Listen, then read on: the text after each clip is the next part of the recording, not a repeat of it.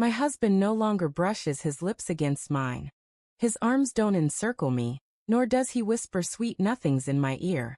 In the stillness of our bedroom, he approaches me with a distant coldness, as though I'm merely an obligation to fulfill. The reason is stark and agonizing. I shattered his trust by being unfaithful and then laid bare my betrayal. When Mark and I exchanged our vows, our love felt like a vibrant dream brought to life. We were youthful, entwined in each other's lives, always stealing tender kisses, laughing together, and wrapped in warm embraces. To him, I was his entire universe. Our friends looked on with envy at the couple who still held hands in the grocery aisle, who kissed with the fervor of new lovers in the front seat of our car. But as the years rolled by, the pressures of life, work, bills, children, and mounting stress began to chip away at our connection. The lingering kisses dwindled, and our talk shifted from dreams to daily chores. We became more like housemates coordinating a shared existence than soulmates pursuing a shared vision. Though my love for him remained steadfast, I felt like a ghost in our marriage, unseen and unappreciated. That's when Alex appeared in my life. He wasn't remarkable, not even close to the man Mark is. But he noticed me, showered me with praise, and ignited a spark I hadn't felt in ages. It started innocently enough. Casual texts, playful exchanges, a flirtatious comment here and there. But one impulsive night, I crossed a forbidden line and slept with him. Guilt surged over me like a tidal wave, relentless and overwhelming. I couldn't eat, couldn't find peace. Each time Mark leaned in for a goodnight kiss, the secret tightened around my heart like a vice. I vowed it was a one-time error, never to happen again. Yet the truth gnawed at me, a festering wound, until I could no longer contain it. One night, as we lay in bed and he reached to kiss me goodnight, the confession spilled out. "Mark, I betrayed you." His face, first frozen in disbelief, then twisted in pain, and finally cloaked in a chilling shadow, haunts me still. He didn't shout or shatter anything. He only asked, "Why?"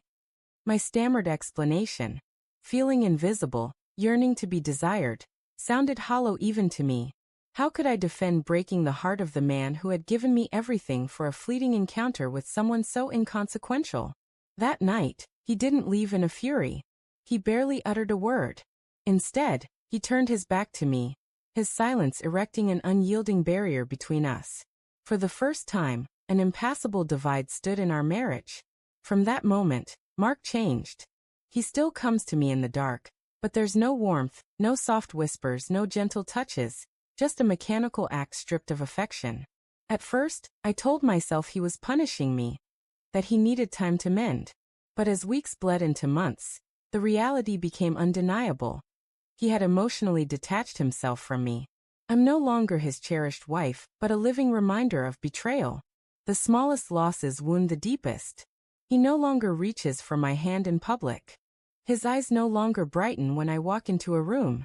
The warmth in his gaze has faded entirely. I live in the same house, sleep in the same bed, but I'm a phantom wandering through the wreckage of the life we built together. Some nights, after he turns away without a word, I lie awake, tears streaming down my cheeks, desperate to turn back the clock, to erase Alex from my life, from Mark's memory. But my actions are irreversible. What cuts even deeper is that I chose to confess. I didn't let him uncover the truth through whispers or suspicion. I thrust the painful truth upon him, forcing him to bear its weight every day.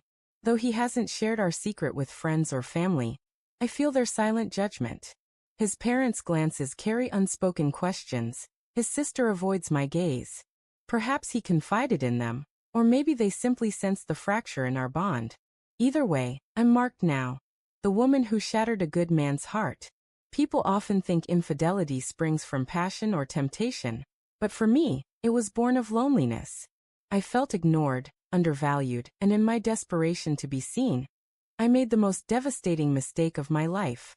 Instead of filling that void, I deepened it beyond measure. Now I live in a marriage that feels like a punishment. I don't know if Mark will ever forgive me, or if he even wants to try. I'm unsure whether he stays for me, for our children, or because leaving feels too overwhelming. But one truth is unmistakable. The love we once shared, the kisses, the joy, the effortless intimacy, died the night I confessed. And I was the one who snuffed it out. If you're reading this, tempted to stray from your marriage, thinking a fleeting text or a single night carries no weight, let my story be your warning. That brief thrill isn't worth the price. That momentary attention isn't worth the destruction. I traded the love of the man I treasure for a meaningless moment with someone who never mattered. Now I live with a husband who no longer kisses me, who doesn't hold me, who no longer loves me as he once did. I would give anything to go back, to undo my betrayal. But all I can do is lie beside him in the dark, praying that one day, somehow, the man who once cherished me will see me again.